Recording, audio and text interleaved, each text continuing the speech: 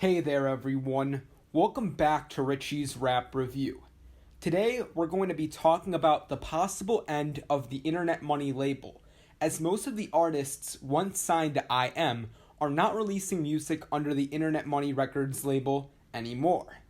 After leaving Alamo Records back in early 2019, Taz Taylor and his Internet Money collective joined forces with 10K Projects, the label behind Trippie Redd and 6ix9ine, to create Internet Money Records, a subprint designed for Internet Money to sign artists under the 10K banner.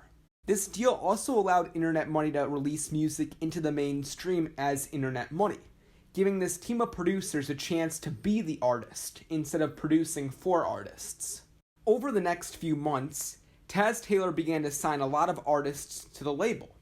Ian Dior, Lil Playa, Poor Stacy, Tux, Turbo, Ty Fontaine, Little Spirit, and Mo Young, to name a few. Taylor had all types of artists signed to the label. The emo rap, punk rock, country, rap, hip-hop, and pop genres were all being represented by IM, and it truly seemed like this label was going to go up all the way to the top. At the time, Taylor signing all of these artists seemed to be a great move. Taz Taylor and the IM team were working with artists like Juice WRLD and Lil Tecca months before the fame, and Taylor actually tried to sign Lil Tecca to Alamo, but the execs refused to let him do it. I think his early discovery of these talents and his inability to sign these artists is what led to him signing over a dozen artists to Internet Money Records. Missing out on Tecca and Juice was a huge opportunity lost, and I believe that Taz thought that he would be able to build up talent just as big, if not bigger, as long as he just went out there and signed all the talent that had not been picked up yet. And this makes sense. Up until this point, he had a great track record of finding talent, and this frustration and inability to sign this massive talent probably drove him a little crazy. But now, only 2 years later, almost everyone is gone.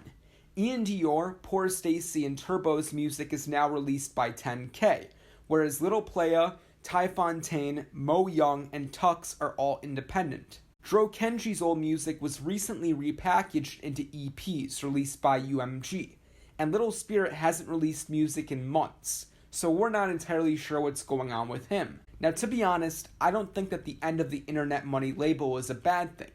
I think that if anything, it's going to help the group focus on more important ventures. With the exception of Ian Dior, none of these artists have broken into the mainstream. And if it's been 2 years and no real progress has been made, what's the point of continuing to pour time, money, and resources into over 10 artists? In addition, Internet Money, and more specifically Taz Taylor, already has his hands full. Whether it's working tirelessly to get placements for the over 30 producers signed to him, or his new role as an executive producer for albums like We Love You Tecca 2 or the upcoming Lil Yachty project, Taylor does not need to worry about a group of artists, especially when he is trying to make Internet Money an artist-like group that releases music as Internet Money into the mainstream. Besides, the songs that Internet Money has been releasing into the mainstream as Internet Money featuring other artists have done quite well. Their album, Before the Storm, sold 30K units in the first week here in the United States, and the song Lemonade is a global hit, which has billions of streams. Other than Ian Dior, that one song, Lemonade, has more streams than the songs of all IM artists combined. Again, just another reason. If one song has done better than the combined careers of 10 artists, why keep all 10 artists? If this is the end of the Internet Money Records label, I think it's a good move, as Taz Taylor and the team can now focus on more important parts of the group, such as producer placements, executive producing, and releasing music into the mainstream as Internet Money. But I want to know what you guys think.